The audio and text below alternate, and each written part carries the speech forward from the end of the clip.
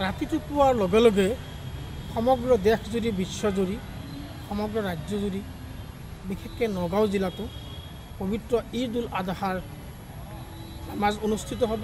বিশেষকৈ 7টাৰ পৰা 8টাৰ ভিতৰত ঈদৰ নামাজ অনুষ্ঠিত হ'ব।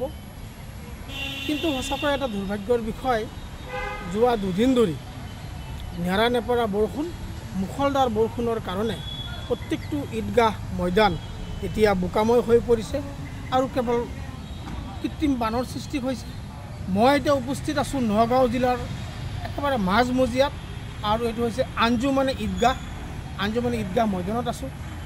যিখন ঈদগাহ ময়দানত নেকি মন্ত্ৰী, সাংসদ, বিশিষ্ট IAS অফিচাৰসকল, IPS অফিচাৰসকলক বিশেষকৈ ইছলাম ধৰ্মাৱলম্বীৰ লোকসকলে ইয়াত নামাজ আদায় কৰে। আৰু বছৰত মাত্ৰ 2টা নামাজ ঈদগাহ ময়দানত আদায় কৰা হয়। এটা হ'ল ঈদ উল ফিতৰ আৰু এটা হ'ল ঈদ উল আজহা। ৰাতিপুৱাৰ লগে লগে 7টাৰ পৰা 8টাৰ ভিতৰত এইখন ঈদগাহ ময়দানত পবিত্ৰ ঈদ উল আজহাৰ নামাজ অনুষ্ঠিত হ'ব যদিও কেমেৰা পাৰ্চনে দেখুৱাব এয়া হ'ল অৱস্থা।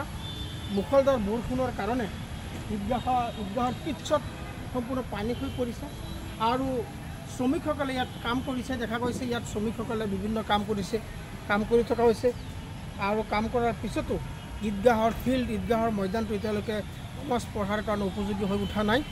আৰু বতৰৰ আগজাননী অনুসৰি যিহেতুকে আগন্তুক 19 তাৰিখলৈকে যিহেতু ধাৰাসাৰ বৰষুণ হ'ব, মুখলধাৰ বৰষুণ হ'ব আৰু ঠায়ে ঠায়ে বিজুলী ঢেৰেকনি হোৱাৰ সম্ভাৱনা আছে আৰু ধুমুহা হোৱাৰ সম্ভাৱনা আছে। সেই ক্ষেত্ৰত আজি মধ্য অসমৰ প্ৰাণকেন্দ্ৰস্বৰূপ নগাঁও জিলাত বিশেষকৈ ইছলাম ধৰ্মাৱলম্বী লোকসকলৰ মন বিষণ্ণ হৈ পৰিছে।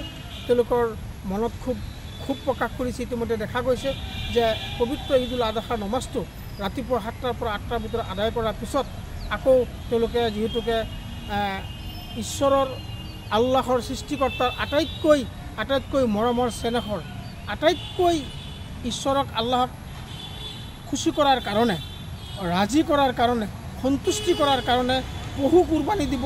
গতিকে খুব সংক্ষিপ্ত সময়ৰ ভিতৰত এইখিনি কাম আদায় কৰিব লাগিব যদিও এতিয়ালৈকে বৰষুণ পৰি আছে আৰু বৰষুণ ধাৰাসাৰ হোৱাৰ কাৰণেই প্ৰতিটো ঈদগাহ ময়দান ইতিমধ্যে সময় উপযোগী হৈ নামাজৰ কাৰণে সময় উপযোগী হৈ উঠা নাই।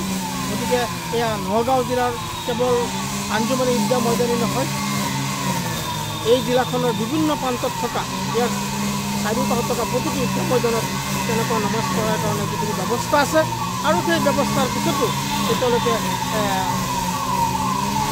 প্ৰাণপাতিভাৱে তেওঁলোকে কাম কৰিছিল, যদিও এতিয়ালৈকে এয়া হৈ উঠা নাই, নামাজৰ কাৰণে হৈ উঠা নাই।